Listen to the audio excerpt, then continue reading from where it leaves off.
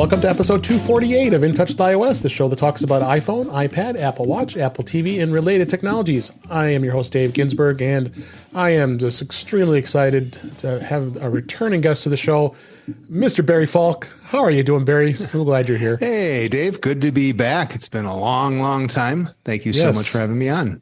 Yes, it's been way too long. But you've been spawning other guest hosts, or I should say partners on your podcast since I've last been on. It's been some changes, but that's okay. I mean, that's because we got these two great guys here. Ben Roething is here. How you doing, Ben? I'm doing great, Dave. I almost said Jeff. Well, that's good. You could say Jeff because Jeff Gamet is here as always. Thanks for being here, Jeff. How are you? I'm well. It's great to be here. And thanks to Barry, I now have this image in my head of you swimming upstream, spawning, and now here we all are. Hi, Dad. That's right. Welcome to In Touch with Salmon. Yes. There we go. We got a lot of great stuff. I mean, I'm back from vacation. We missed the week before, but I'm glad to be back this week. And lots of news stories, and we've got WWDC announced, iOS 16.4, and we're going to talk a little bit of travel with Barry, since he is the roving reporter and avid traveler. So we'll be talking about that, and maybe some other things that might be coming up here in a little bit. But let's go ahead and start with the news for this week. First news story is Apple did announce WWDC is going to be taking place on June 5th through June 9th. This was announced last week. So it will be taking place during that time. And just like the past events, it'll be an online event for the most part. And it is now going to be open to all developers at no cost. So they will be doing lots of online sessions and the Swift Student Challenge, and they are going to have another event as well. They offered it to developers, but of course that's been since filled up quickly at Apple Park, so people can watch it live on tape. So this is going to be exciting times. And with you, Barry, being out there in beautiful Silicon Valley, are you going to go to WWDC? So I did apply because they had basically a lottery system, and maybe I can take advantage of your pressness and see if I can get a press pass from In Touch with iOS. But I did apply. Unfortunately, I didn't get it. But to your point, I'm about 45 minutes away from where I'm working. So I will probably take the day off and head down there. I know some people are talking about going to the event, regardless if they get tickets or not. So there might be some of these, lack of a better term, those alt conferences. Yeah, the alt conferences.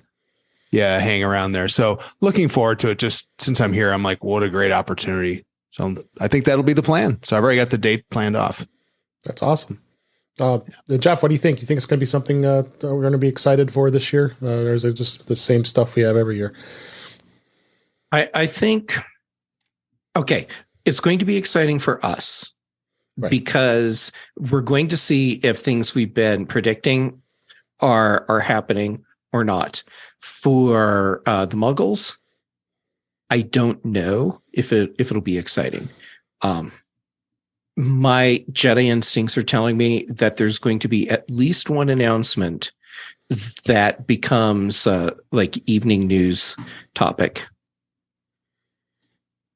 Oh, that's probably right. Yeah, they're always is that the day of, you always hear them. Oh, Apple's got their big event this year. And and it's going to be exciting. There'll be a thing that's beyond just here's what's new in iOS and Mac OS. There'll be something else that becomes the latch for the evening news discussions. Maybe an iMac, or that going to come soon, probably sooner than later. Maybe Mac Pro, who knows? They could potentially use that event to do that. But this would be the time to announce a Mac Pro because it's the appropriate audience for making that announcement. Absolutely. Any other thoughts for you, Ben? Oh, go ahead, Barry. Mac Pro. Oh, go ahead, Barry. No, I was curious from a Silicon perspective if you think the M3 is going to be announced or if it was going to stick to like the M2 Pro or Ultra. To be perfectly honest, I think it's too soon for the M3 series, especially with how soon or how recently the M2 Pro and Max were released. But I mean, it would be the perfect time for that Mac Pro, since that would be the official end to the Apple or Intel to Apple Silicon transition. I think it would be also the perfect time for a rumored new product category, should the rumors be true. Of course, if those rumors aren't true, well, Apple's going to hit the news because of all the external hype. Yeah, that's true. Yeah. Yep. They'll okay, we'll use the headset as the example. They will either be in the news, Apple is late to the game getting in on VR headsets, or Apple is falling farther behind in the VR headset space because they didn't release their new product. Yeah. Or Apple's charging $3,000 for what amounts to a developer kit. And you can't get it right now, even though there's no software. Mm-hmm. Well, they did that when the M1 was about to be introduced with that Mac Mini. So, Yep. So definitely going to be interesting. We'll be covering here. We've got at least 2 months before that's going to happen. So lots more things will happen before then. Speaking of more things happening here, Netflix has a cheaper ad-supported plan that's now available on the Apple TV. This week, Netflix brought an ad-supported plan to the Apple TV, which means subscribers who have the cheaper plan can now watch the content through their set-top boxes from Apple. You weren't able to do that when they introduced this back in November. So I guess Netflix got smart, and they're seeing how the basics with ad plan is working out pretty well for them for that $60.99 a month, which is $3 cheaper than our basic plan with no ads. So what do you think, Jeff? Is this a good thing that Netflix did? I think it was a necessary thing. And so by extension, that means it's a good thing because it was an appropriate business move. I think they should have just done it at the beginning when they said, here's the new tiers, and they work on everything. Yep. So absolutely. A little late on that one, but okay. They're doing it now. Ben, your thoughts? Yeah, this is necessary.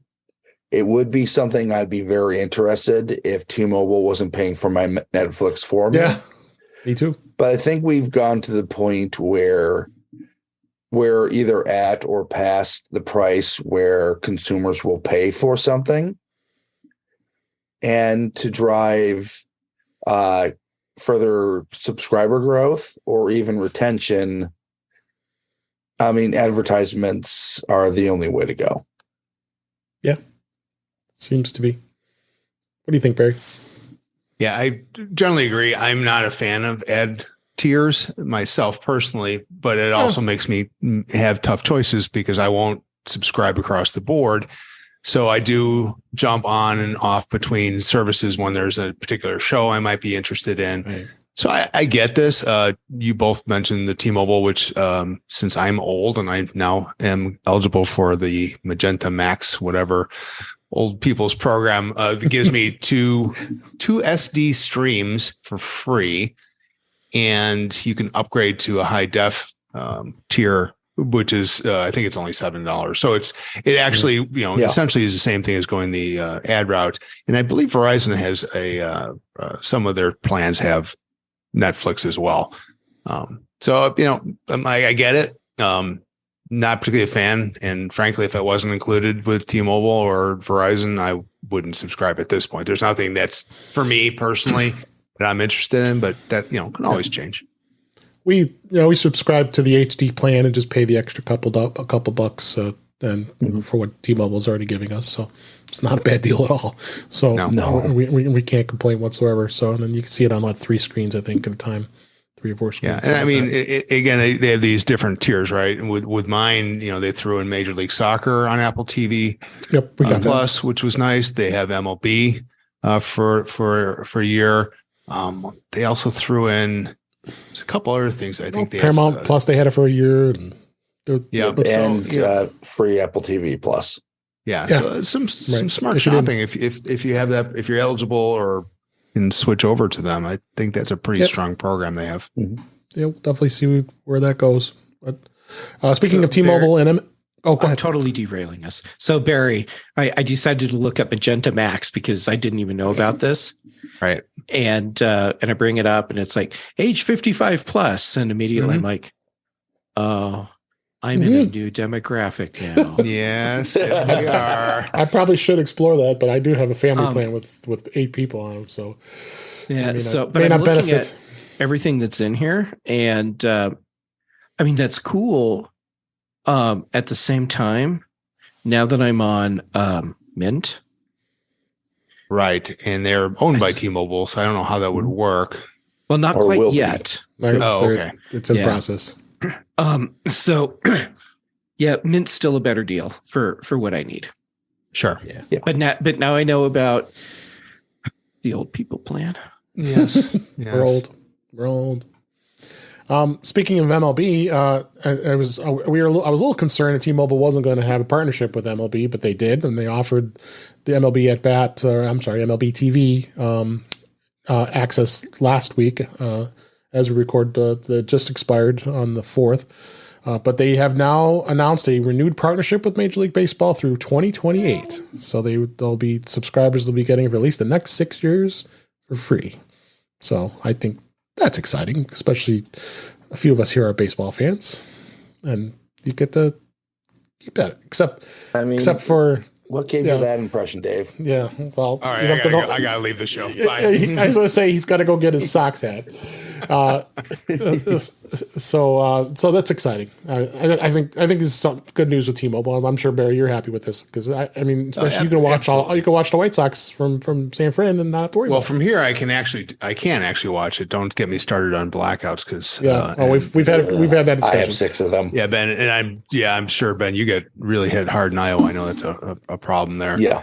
Yeah. But I'm hoping perhaps with the Valley Sports Diamond bankruptcy that maybe things will start to change. I think they need to. So. Yeah. Jeff, you can add anything you'd like. But I was just going to say, if you're also an MLB at bat watcher, they have something called the Big Inning. Have you seen that? Yes. Mm-hmm. So it's kind of a cool, way of wrapping up. They have it. I think it's like 3 hours in the evening where they have games that are live. They'll cut in when something might score or the ninth inning. Similar to the NFL Red Zone, it's actually really exciting to see games across multiple things. And I was able to actually watch the end of the Sox game the other day. I was in Chicago. I couldn't watch it because it was blacked out, and yet I could see it through there. So that was nice. Yeah. All right. So here's my little take. Anything that carriers can do like this that's popular with their customers is smart because it's going to reduce churn. Yep. 100%. Yeah. I mean, and I save money by doing it. I mean, not only just by lowering my rate plan, but then I'm getting all these freebies. So it ends up being a win-win in that respect. So Jeff, to your point, 100% agree. Yeah.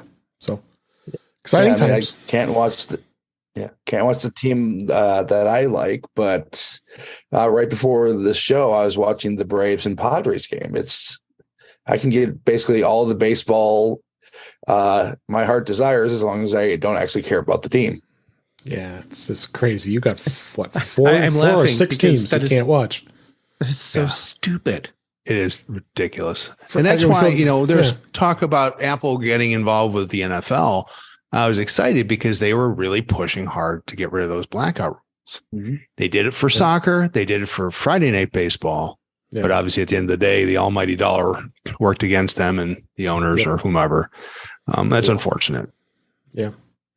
I said, it's crazy for you, Ben. There's like 6 teams you can't watch because of where you're located. Cubs, Sox, Brewers, Twins, Royals, Cardinals, all blacked out. Crazy. Yet you don't have a professional team in Iowa. It's absolutely asinine. Well, I mean, we have the iCubs, but AAA. Yeah. You got Field of Dreams, so you got that too. I mean, it's just like I can count the number of Royals and Twins fans I have actually met in Eastern Iowa on one hand. Yeah, there are not too many of those too. So all right, let's go ahead and move on to our next story. Going back to Apple here, Pages, Numbers, and Keynote apps were updated for the iPad. They now support the Apple Pencil Hover. They were updated with that, and Apple says the feature makes it easy to navigate, write, sketch, and illustrate with greater precision on the latest 11-inch or 12.9-inch iPad Pro. The latest iPad Pro models can detect the second generation Apple Pencil and while it hovers 12 millimeters above the display, allowing users to preview the drawing before they actually make it. So this is a good thing. I mean, Apple continues to evolve with all three of the iWork products. And Barry, you being a big iPad user, and I'm sure this is something that you probably like. Yeah, I'm pleased at the level of updates that they've been doing. And to your point, I mean, I'm an iPad first kind of user, so I love the touch interface. And for my own use and for general work light stuff, I will absolutely use the iWork suite. I just think it works really well, especially just the quality of the presentations I can create, the charts and graphs and numbers look outstanding. So that is my go-to choice for those tools. I still sometimes have to dip into the Microsoft suite, which, to be fair, Microsoft's done a really good job in that space too. Yeah. I use Outlook all the time, and I'm like, the Outlook client is frankly pretty darn good. I use it for my own personal. It's got a lot better. Yeah. So no, you're right. It's been exciting. I don't use too much of the hover in certain things, but again, just to see the general improvements, I found that sharing and collaboration is getting pretty solid on these, and so I'm just hoping they continue down that path. Yep. Jeff, something that you utilize on iPad?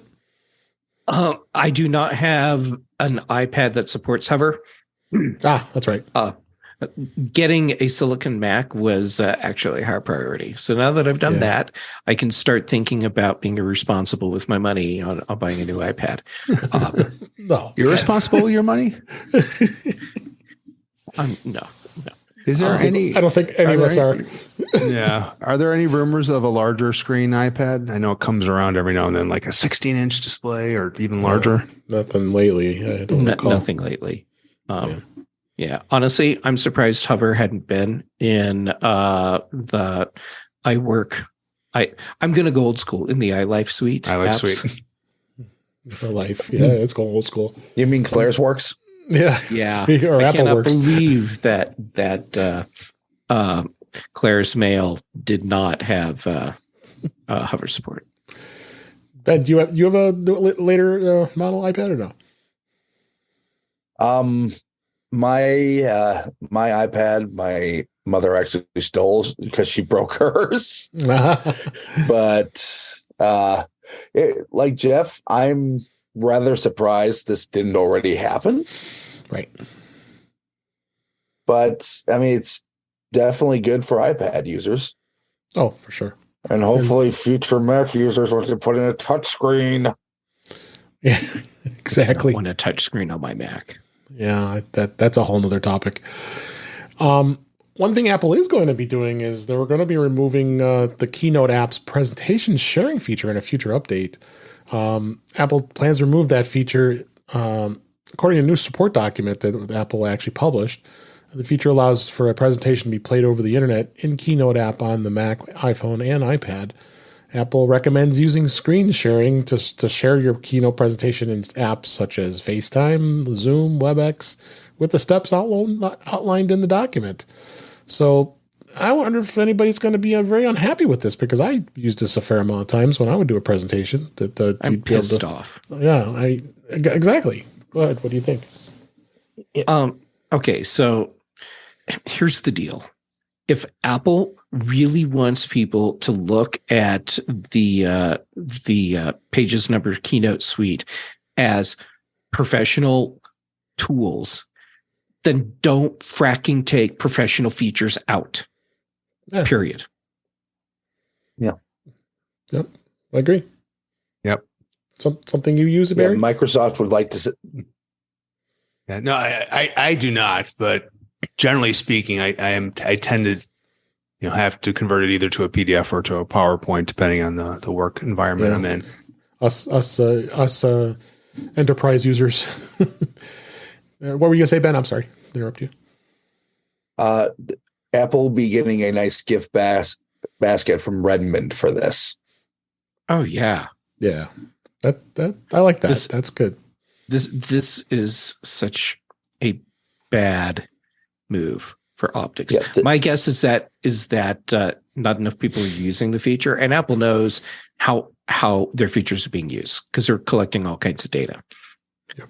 So my guess is that they're finding that there's such a small number of people using the feature that they don't feel it's worth the money to maintain it. However, with as much money as Apple makes, for the optics, I think it's a necessary feature. Even if like 5% of their users take advantage of it, it should still be there because it's an important checkbox on your professional user feature list. Yep, absolutely. A couple more stories before we move on to our topics. Apple Pay Later has launched this past week or so. It's the buy now, pay later financing with the 0% interest. It's going to begin rolling out in phases, they say, inviting select users to access a pre-release version of it. And it'll be coming in the coming months. So we've talked about this before. Basically, it's a financial service that Apple is going to be administering to allow customers in the United States to split purchases up into four equal payments across 6 weeks, no fees or interest. The features will be available anywhere in Apple Pay is accepted online or in the app. It was actually announced at WWDC 2022, but it's now just beginning to launch. So, giving people some flexible payment options if they don't want to use their Apple Card or any other type of option, and then they don't have to get a credit pull. So if they decide they want to do this and just split it up in 4 payments, that's not a bad deal. What do you think, Barry? Yeah, you see that in other services, right? Other financial institutions provide the services. So I think it makes sense, and certainly if people are buying the higher ticket items, which is what Apple is selling, such as an iPhone or a Mac and so forth, and then it spills into other domains that you might want to purchase. So I think it makes sense. It doesn't bother me that Apple plays in the financial world. I think at the end of the day, they want to control the whole thing. Why not? Why not? Exactly. Mm-hmm. What do you think, Ben? I think I definitely trust Apple in this more than I do Square or any of the other players. This is another way to get revenue for Apple, increases the user's buying power. So, hopefully it's something that is at the Apple Store, but it looks like it's going to be one of those things that you can use anywhere as long as you're using Apple Pay. Yeah, true. Any last thoughts, Jeff, before we move on? If you want to keep people in your walled garden, and I'm using that in a larger sense in the App Store, you want to make it very easy and enticing to not open the gate and leave the garden. This is a tool to help keep people in the garden. There's Kat. And Kat is trying to get out of the metaphorical garden. Yeah. All right, let's go ahead and move on. Sonos has just come out with some new speakers, which look pretty awesome. They had announced this week that they're going to have support for Apple Music spatial audio playback on some of the compatible Sonos speakers and soundbars, as well as the newly released Era 300. Of course, we know spatial audio simulates surround sound, makes it seem like it's audio coming from all around you in a 360-degree listening experience. And Apple Music offers all kinds of songs for that. And also Sonos announced that the Era 300 and Era 100 speakers will now have AirPlay 2 support for wireless streaming. audio from Apple devices. So it's going to be definitely something interesting, Jeff. You the audio man, you are. What do you think? This is something that's going to sound good? Considering Sonos's track record, yeah, this is going to sound good. And this is another opportunity for Apple to keep people in that metaphorical garden. Absolutely. And then Barry, was this you use these kind of speakers? Do you have a Sonos or? I actually do not. I mean, I've certainly heard a lot about them, and from everybody that I've talked to, very, very good feedback about it. I've just, to Jeff's point of walled garden, I'm just all in on the HomePod Mini world.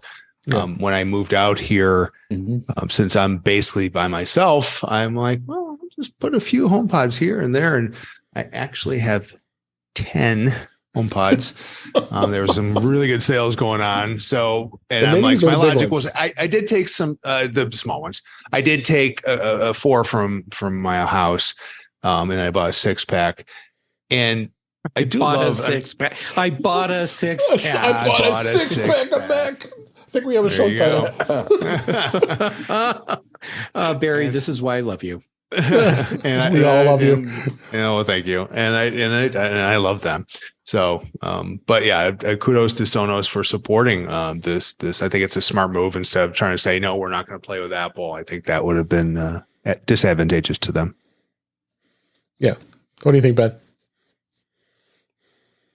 Ben bought a 6-pack. He's buying one now with Apple Pay later. Yeah. I mean, I used to be a big Sonos guy. I would still be a Sonos guy if they had supported Siri instead of gone all in on their own virtual assistant.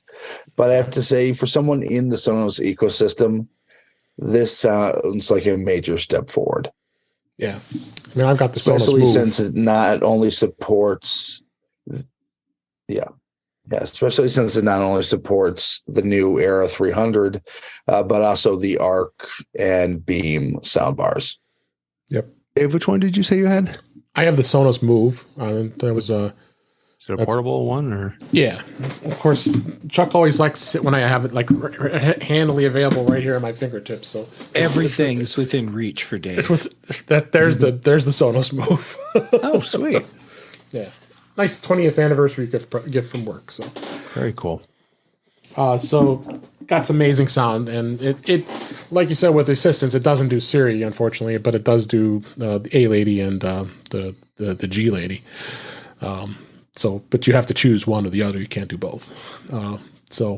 But yeah, I think this is a great move ahead, and I'm sure I heard there are already rumors that the Move there might be a Move 2, the new model will be coming out, and I'm sure they'll add that support with that one. But I've had this thing 3 years now, so like I said, Sonos makes some good stuff. That's for sure. So last story here, Apple services except iCloud will stop working on some older software versions. That's what this announced a couple days ago here as we record. All services for except iCloud will stop working on older iOS, macOS, watchOS, and tvOS versions starting in early May. This was information shared out there as kind of a rumor, but it's got a proven track record. So that means you go iOS 11 and lower, and I think the usual suspects. You can see this in the show notes, but I'm kind of not surprised that the Apple is finally starting to put these older versions back into the history books here, because it's very difficult to continue supporting these older versions as time goes on here. I mean, most software vendors do that, and Microsoft does it with Windows and others. So, what do you think, Barry? I'm not surprised, right? No, and I also understand from a support perspective, right? Other than perhaps certain types of security fixes, at some point you need to deprecate support for older systems. And again, to your point earlier, I'm sure Apple sees the volume at each operating system level, and they're like, okay, we're down below 5%. There's a friend I have that is a let's just say he borrowed some software many years ago, and he refuses to update his Mac. It's like 11, 12 years old. And of course, the thing is, it works great. It's slow, but it still works fine. And he doesn't want to upgrade because he will lose access to his borrowed software. His borrowed software. And so he's like, well, how come I have trouble with iCloud keychain syncing and stuff? I'm like, dude, sorry, I am not going to support you. You're way behind and stuff. And then he gets, all indignant. Well, I'm not going to pay, whatever company. And I'm like, well, that's your choice, but then you're also missing out. So yeah, it makes total sense on Apple's part. Any more thoughts, guys, Jeff? I have a hypothesis. I thought you would. Okay. So first, Apple had previously said that older versions are going to lose support for services. What we haven't had is any sort of real time frame until this whoever it was said it's in May. Right. Here's my hypothesis to go along with this. Assuming it is in May, part of the reason Apple is dropping support goes beyond this stuff is old. We're just deprecating the old things. It's because they are changing architecture with these services in such a way that you need to have much more modern versions of the operating system on your devices to take advantage of things. That makes sense. Makes sense. Anything, Ben, before we move on? Yeah, if your machine is so old it qualifies for the T-Mobile Magenta Max 55 plan by itself, it's time to upgrade. There you go. Also, pay for your software. Exactly. Yes. That's my message software. Every time I talk to him, and he's like, "Oh," he goes off about subscription. Yeah. I'm like, "Look, I understand. However, welcome to 2023." Does he pay for his cable? Your internet? I actually suspect he's not. Yeah. Okay. Well, he's on the neighbor's Wi-Fi. I think there's that, and I believe his a family member pays for his cellular service. Okay. So yeah, he's a real. Let's just say he's very frugal. That's the way it goes. All right, that was the news for this week. Let's go on and move on to topics. Beta is going to be out for this week, but first I wanted to talk, since we were off last week, I wanted to make sure we covered the release of iOS 16.4. That was released on March 27th with not a huge amount of fanfare, but it is out. They've added so many things we've been talking about over the course of the last month or so when this was released. We got the links in the show notes here to go back and through that again. Barry, anything notable to you with 16.4? Of course, you're already on beta, I know, but I mean, you don't seem shocked. No. Yeah, I'm the idiot that downloads it the day it's released. But I do like it, and it's typically the 0.1 release, but this year it's the 0.4 when they release the updated emojis. And part of that is because now there are friends that I have that don't necessarily pay attention to upgrades, but they, for whatever reason, the emoji updates, they're all over. So then I can make sure they're at least on the current operating system. We don't have to worry about as many security vulnerabilities. So that one was a huge plus. I know there's obviously other features, but strangely enough, that's the big one. Hey, if it gets people to upgrade and install security patches, start sending them turkey emoji. Yep. And when all they get are little blocks, tell them update and you get to see what I sent you. Mm-hmm. Yep. Notable, the voice isolation was added for the phone calls. I don't know. Have you guys used that at all? I haven't tried it yet. But it's one of those things where I want to try it, but I realize it's 2023. I just don't make that many phone calls. Yeah. Nailed it there, Ben. Yeah. Right on for that. So, as I said, this panel will not be too excited about that. So, but they do have voiceover support for maps in the weather app, and duplicate albums and photos expand to support support and detect duplicate photos. So there's a number of great features that were added, which was a good thing to see. But before that all happened, then the next day you already got rumors that 16.4.1 is going to be launching with some bug fixes, and Apple is testing that right now. it has been independently confirmed, and that is being worked on internally, but there's no it's unclear to when this is going to be released. Usually .1s, as we know, are pretty much just a bug fix kind of thing. So I don't see us being too overly concerned about it, other than it probably still have some security updates, I would bet. What you guys think? Probably. Yep.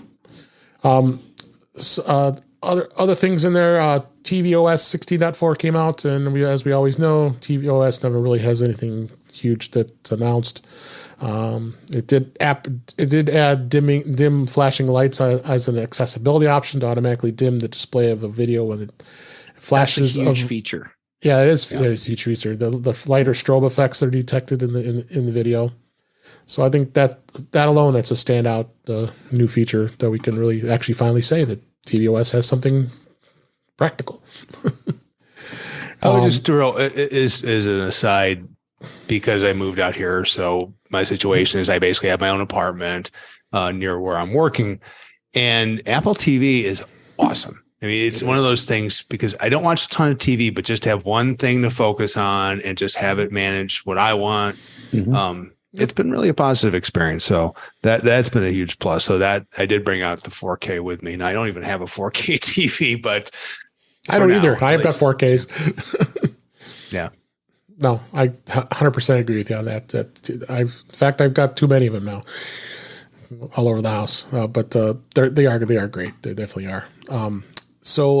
Also, watchOS came out as well with its update, watchOS 9.4, which did add AFib history expansion and changed the mute gesture to prevent accidental alarm cancellation. What a concept that is. So people were actually canceling their alarms inadvertently without being aware of it, and then they end up oversleeping when they are using their alarm on their Apple Watch. But Apple Watch continues to evolve, and it continues to do cooler things, and I think we got a lot more cool things to look forward to on the watch as well. And with that, let's move into beta. A couple things I did miss here. Apple has made available the new home architecture update once again. Once 16.4 came out. I don't know if you've tried that yet, Jeff, because I know we've talked about that now. Nope. Staying away. Not going near that. Nope. Stay away. Nope. Stay away. So we'll let them beta test it themselves. We'll see what happens in 16.5, right? Yeah, I beta test enough stuff for Apple without being an official beta tester. They're on their own with this one. Yeah. Oh, I agree with you. So be aware of that. And Apple did expand the emergency SOS via satellite to 6 more countries. So you have it in Austria, Belgium. Patrice is going to be happy about that. And Italy and Luxembourg and the Netherlands and Portugal. So they're expanding upon that too. So Apple's pretty serious about that emergency SOS. So it's good to see. As it should be. Absolutely. So speaking of moving on to beta, iOS 16.5, iPad OS 16.5 was seeded this week, and the public beta came out just shortly thereafter. And notably, they are still learning to what was released in this update, but our resident beta tester, Barry, can tell us what he's experiencing so far with some new stuff. Yeah, I mean, the way it is I just see the little badge appear and I download it and install it, and it's not the wisest thing I know, but it is who I am. Yes, but I did know there was a couple features that I saw, like the sports tab. Coming out. That's it. And I am a sports fan, so that one is kind of a nice feature for me. And the Siri screen recording, that is handy because I don't do it a lot. But I do find it's like, I got to go control center. I got to you got to go all these steps. Yeah. Mm-hmm. So it's a quality of life improvement. So I thought that was great. So we'll see what else comes out. I assume this is the last one before WWDC. You would think.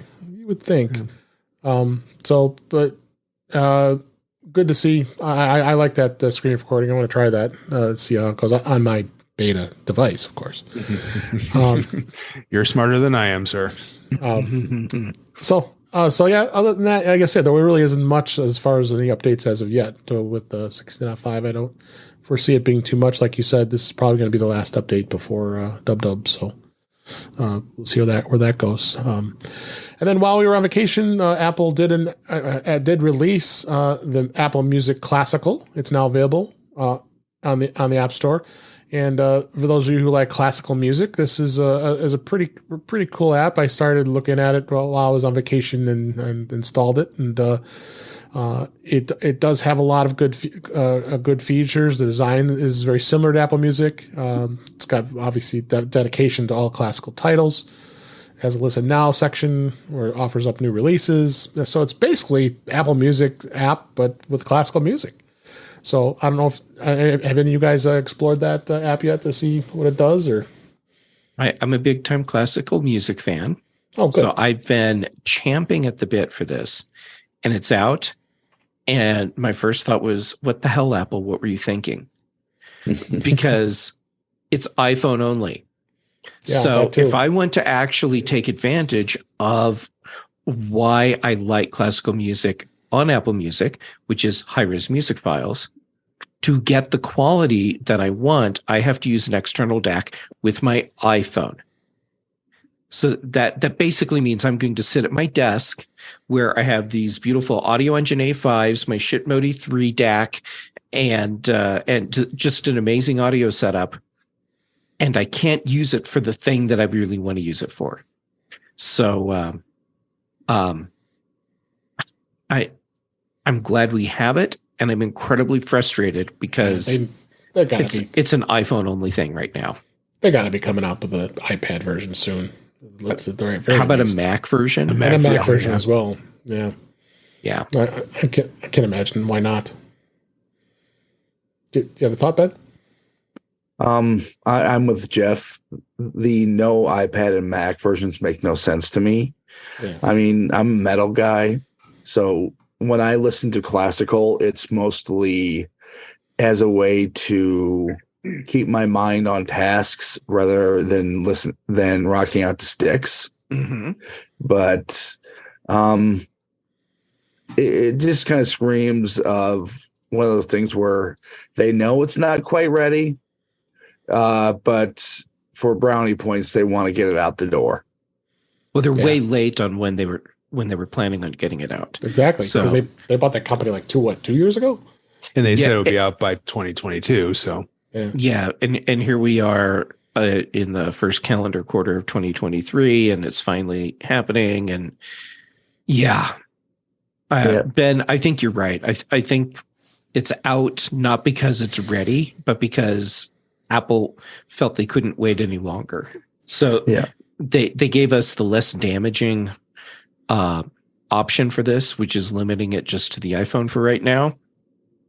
And because someone like me with this on my Mac, if there's a problem with it, man, I will know fast.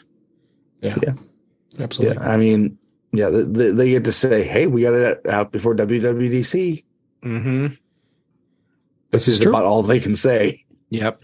I'll be excited when they say, hey, the Mac version is rolling out. Yeah. Yep, for sure.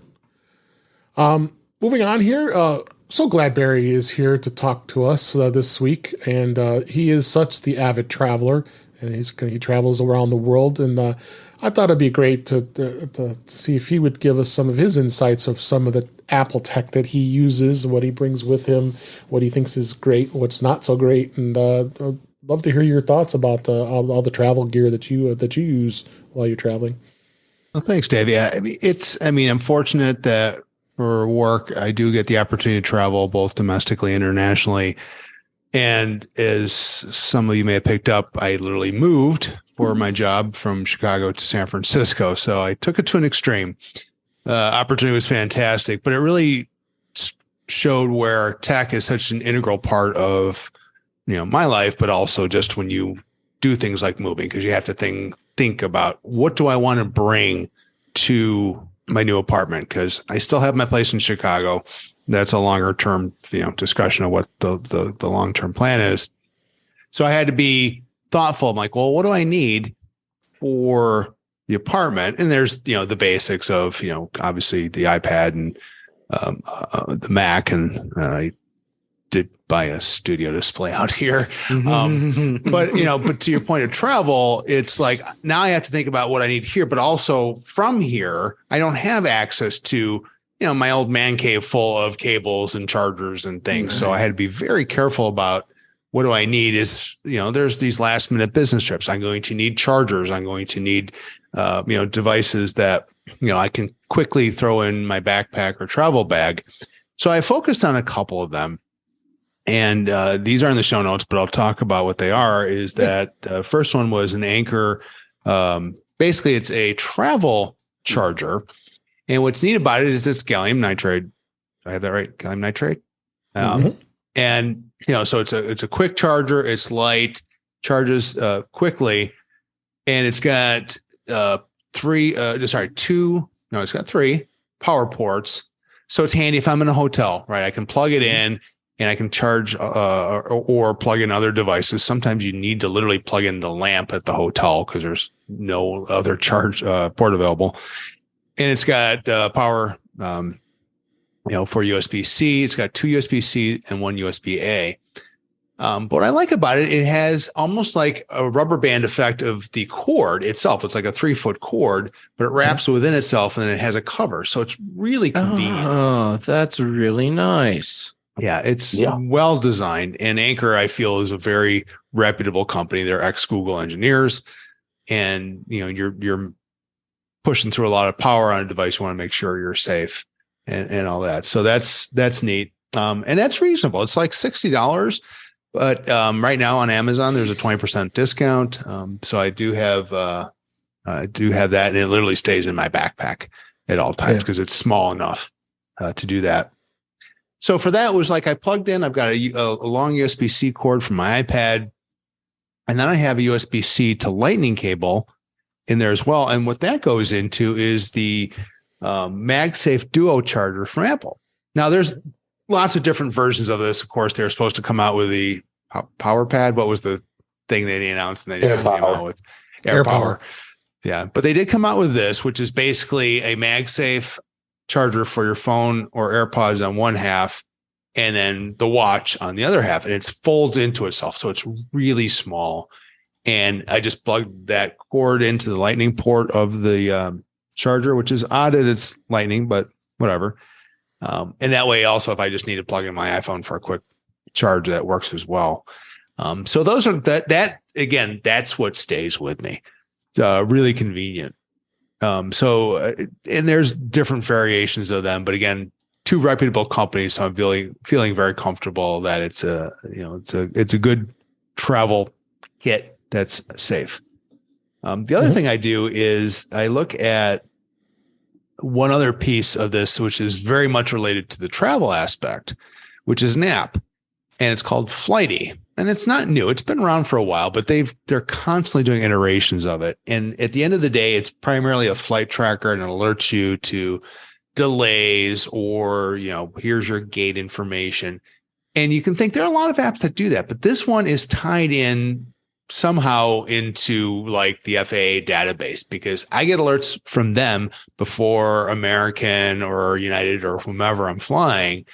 And I'm like, well, this is great. And they're nerds that are behind this. So they're tracking the tail number of the plane that I'm going to be flying out on, and it'll tell me where it's flying now the day before. So I see the flight is going from Seattle to Los Angeles and Los Angeles to Phoenix and then to San Francisco. And I can tell from that, oh, it's delayed 20 minutes, and I can see it's going to be delayed 20 minutes coming into San Francisco. So I don't have to run to the gate or whatever. And it's amazingly accurate. It also tells me things like when I'm in flight, they have an offline mode, so it'll estimate about where you're at. So you can gauge about an hour and a half from Chicago. But when you land, it has all these transponders. So it shows you a map of O'Hare, for example, and it will show you all the flights around you. And I'm not exaggerating. So one time I was flying to Chicago from San Francisco. My daughter was flying from Denver to Chicago, and she was delayed. I'm giving her the updates. And then I see she's finally, her flight to Denver took off. Like, here, your flight's going to be there in an hour and a half. You're fine.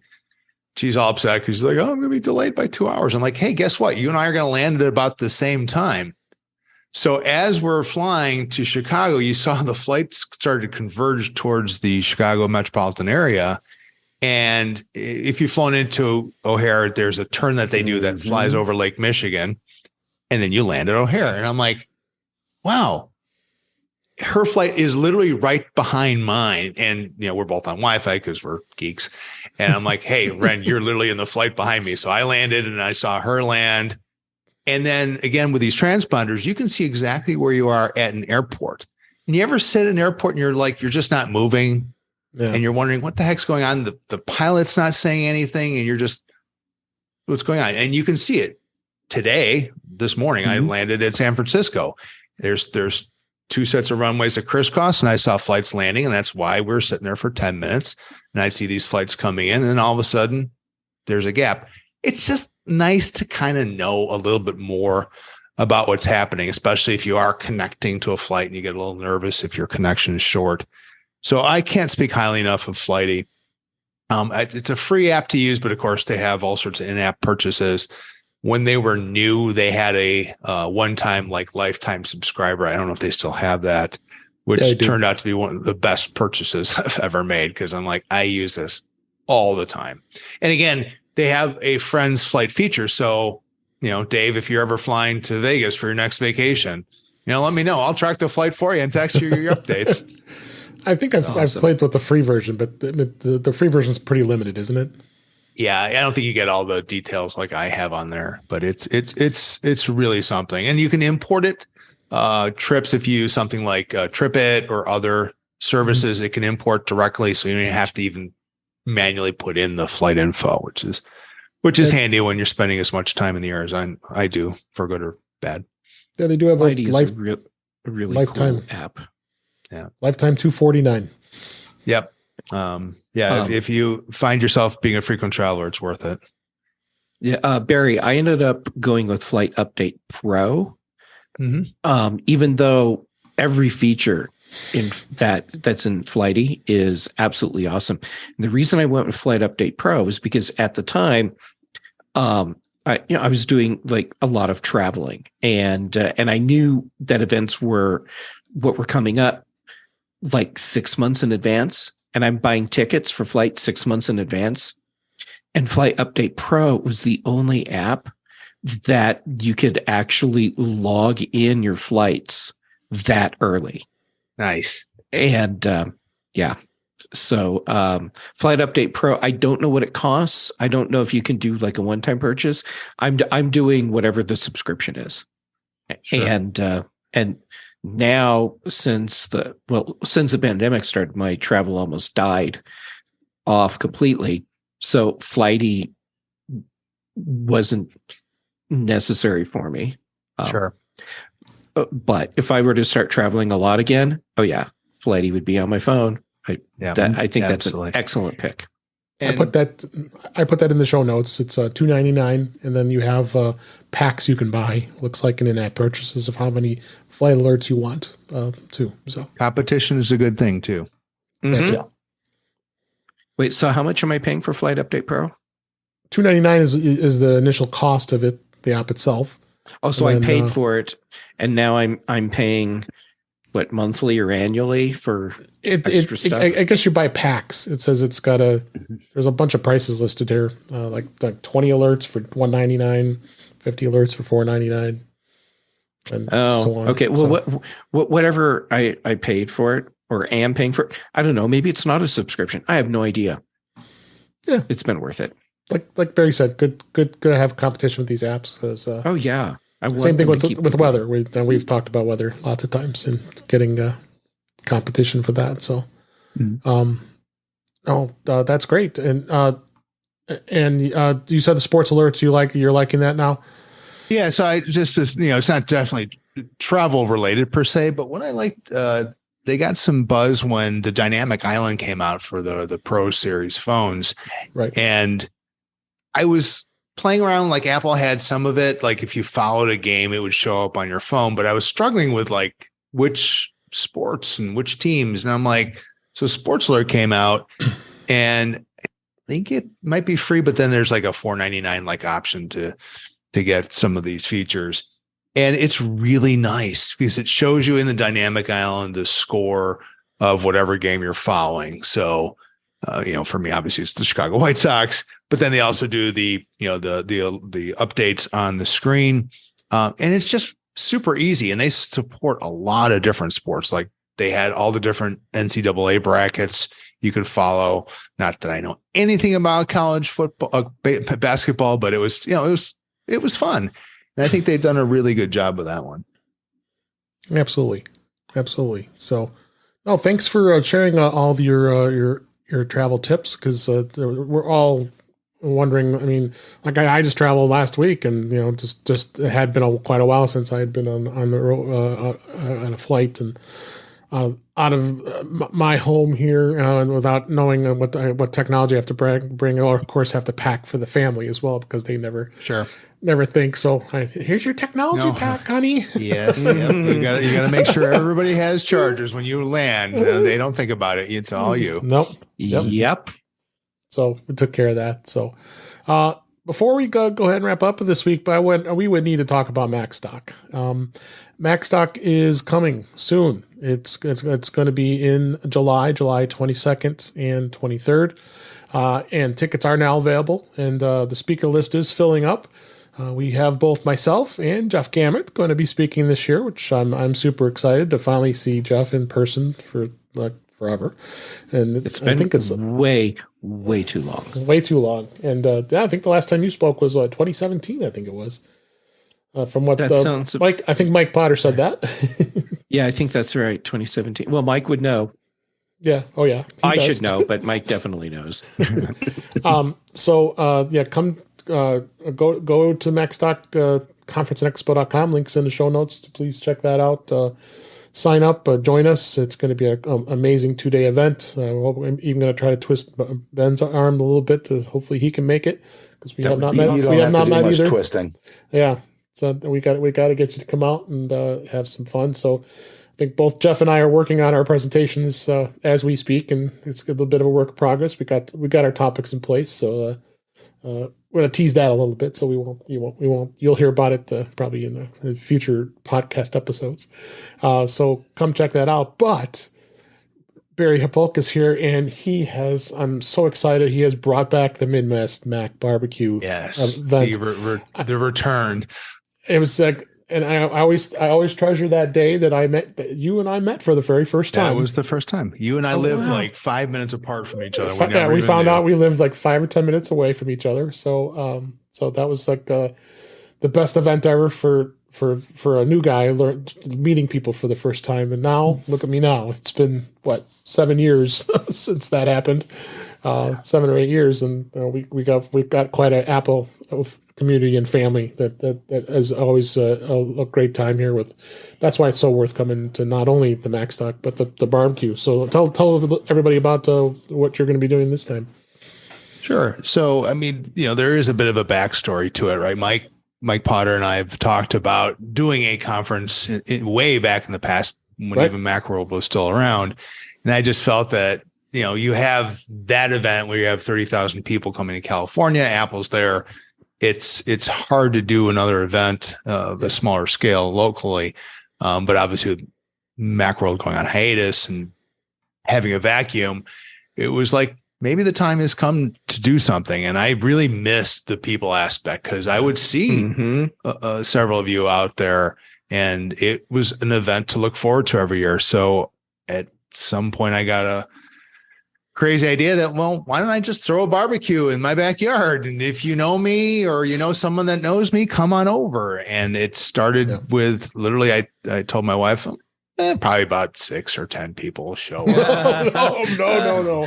Oh, yeah. Oh, little did you know. Your wife is a saint.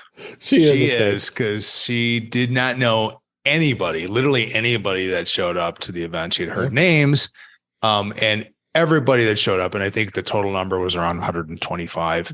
It was crazy because you have all these people in our house in the backyard, and they were amazing. I mean, this is what I love about the Apple community. Everybody was nice. We had 3 different podcasts going at some point. We had a tent in the backyard, and people were cleaning up after themselves. I mean, it was definitely perhaps a divorce-inducing event. And she at the end of it, it's probably about 2 a.m. and the last people had just left. And she looked at me, she dead serious. She's like, I would absolutely do this again. And I'm like, okay. Thank the Lord. honey, think about what you're saying. Do you really want to say that? Hugs. Yeah. But that's one of the reasons we started talking about it, because she did miss it. And she got to meet a lot of you, and what a wonderful community, because she's not the geeks we are, but she appreciates what this community is. Yeah. So, kind of on and off for a while. And obviously with COVID and other factors, we didn't do anything. And then now me moving out, I'm like, well, I don't know how we're going to do this.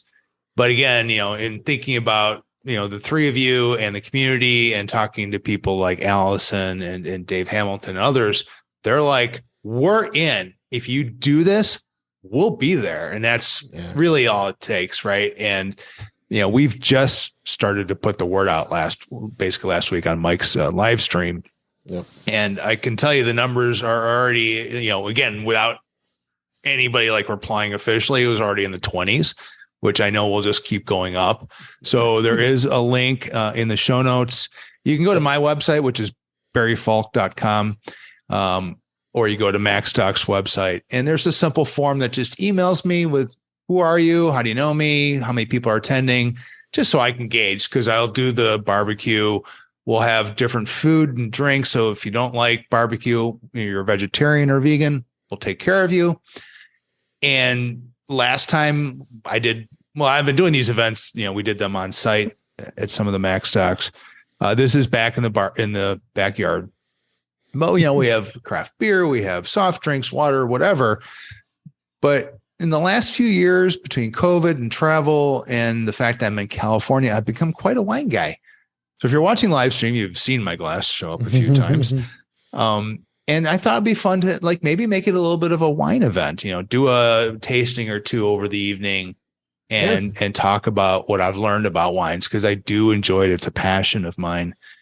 And I just think it'd be great. So definitely hope to see anybody who's listening or watching the stream. Please, reach out. If you can make it to Macstock, it's worth it on its own. Yeah, totally if you can get there 2 days earlier. So most people fly in Friday.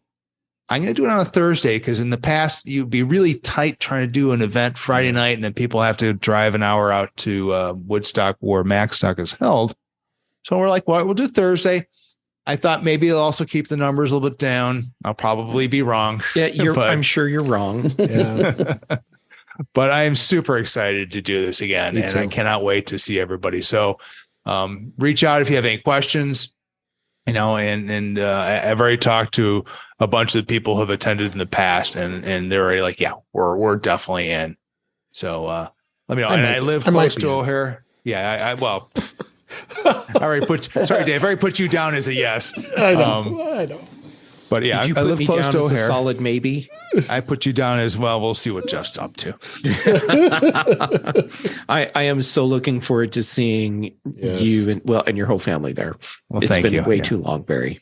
Absolutely. So me too. Very excited. But thank you, Dave, for having me on and able to talk about it. I really, really appreciate it. No. And just happy to have you on, because you always give some great insights in Apple. I mean, but just a small reason why you came on, but so glad you're able to make it here. So, but yeah, come out to Macstock, and all the links are in the show notes. So I'll make sure the link to the actual form is from the Macstock website. That's probably the best way to go to register. But come out, Thursday. I've seen both of you speak. You guys do such a fantastic job. I mean, it's worth it to see it. Just no, thanks, appreciate that. So, yep, it's all every year. We always have that challenge of what's my topic going to be. I finally narrowed down my topic, so I'm happy now.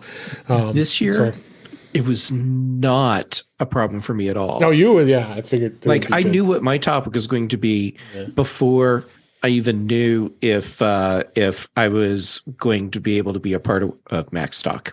Yeah. Don't forget, I've done it six times prior, so yeah, I don't want to be duplicating duplicating what I've done in the past here. I want to come up with something a little different. So, but come check it out. All the links there, and thank you guys for being here this week. This was great, and let's go ahead and wrap things up for this week. That's a wrap for this week. Please send your comments, questions, and suggestions to our email address, which is feedback@intouchwithios.com. You can follow us on Twitter at InTouchWithIOS. You also could follow us on Mastodon at InTouchWithIOS. You can find us there. And as well as support the show by buying me a coffee at InTouchWithIOS.com/coffee. We'd really appreciate it. You can become a patron of the show by going to patreon.com/InTouchWithIOS. We have 2 tiers available to support the show. We'd really appreciate it. Make sure you like, share, and subscribe so you're notified when we are live streaming, which usually is at 8 p.m. Eastern Time, 5 p.m. Pacific. We did an hour later this week just to accommodate our good friend Barry. That's on our YouTube channel, which is youtube.com/InTouchWithIOS. Thanks to all the folks that were in the chat room. Paul, thanks for being there this week, and many others that were watching the show. So we are there, and you can watch past shows and you can listen to past shows. Visit In Touch with iOS magazine on Flipboard, where many of the topics we discuss are flipped into that magazine. The link is in our show notes. You can subscribe to the show in your favorite podcatcher, including Podcasts, Overcast, Apple Podcasts, and many others. But better yet, go to our website at intouchwithios.com, where all the links to all the ways to listen to us are there. I am Dave Ginsburg, and you can find me on Mastodon at DaveG65 at mastodon.cloud. Barry Fulk, again, thank you so much. I'm so thrilled you were here this week, and please let everybody know where they can find you. Yeah, generally speaking, Instagram's a good place to hang out. FulkB, FULKB. I do have a Mastodon account that I do check regularly, and that's also FulkB at friendsofdesoto.social. So if you know the Star Trek reference, which kudos to Ben, you absolutely nailed that one. Great job. And Ben Roething, always great to have you here on the show. And where can people find you? Well, Dave, you can find me at social media at Ben Roething. I'm pretty easy to find because I'm the only Ben Roething on the planet. You can also find me on my website, roething.tech. Yes, that has been updated since the last time I've been on. That's new. Yes. Yeah, Patrice finally... Patrice and Jeff finally got me into buying the domain. Good. You can find me Thursdays and Fridays on the British Tech Network, and most Tuesdays on Mac Voices with Chuck Joyner. Thanks so much, Ben. And last but certainly not least, Mr. Jeff Gamet, thank you as always for being here. It's always a thrill. Where can people find you? It's always a blast to get to hang out with you. Well, with all of you. I just love this. Okay, so on socials, I am Jay Gamet. Where I'm most active right now would be Mastodon and Instagram. And then actually, so DeSoto, I'm assuming Pegasus reference? It's Nope. He's the kid. Nope. Ben, I'll give you the honors. USS Hood, NCC 42 something. Oh, something, right, something. right. Okay. Yeah, I had the class. wrong ship that Riker was on. Yeah. Yeah. Okay. Got it now. Thank you for setting me straight on that. Yeah, 42296. There you go. Yeah. Okay. He was famous for saying something about you Galaxy guys get all the good missions, while we Excelsior guys just run around stuff in Federation space. But Riker served under DeSoto, correct? Yeah. Yeah. So, Okay. yeah. That's why I had it mixed up. So I just I had the wrong captain on the wrong ship, but the right Riker. Yes. Got it. Okay. Anyhow, so shows you can find me on. Apparently, you can find me on Dave's In Touch with Star Trek, recording right now. Hit me right now. Read my mind. Yep. Okay. So most Tuesdays, Mac Voices Live, Chuck Joyner show that Dave is basically always on. And Ben, at this point, you're basically always on too. Yep. And then on Thursdays early in the day, the Big Show on British Tech Network. Then Dave keeps letting me back on Thursday nights on In Touch with iOS. Thank you for that. Then Fridays, the Mac Show, and then the Context Machine. Brian Chaffin and I are recording together again too. It's always a great show too. And yes, I'm on the Mac Show as well. We have just an absolute blast on the British Tech Network. So thank you all for being here. I hope everybody enjoyed the show. We enjoyed doing it, and I really appreciate you listening. And we'll talk again soon.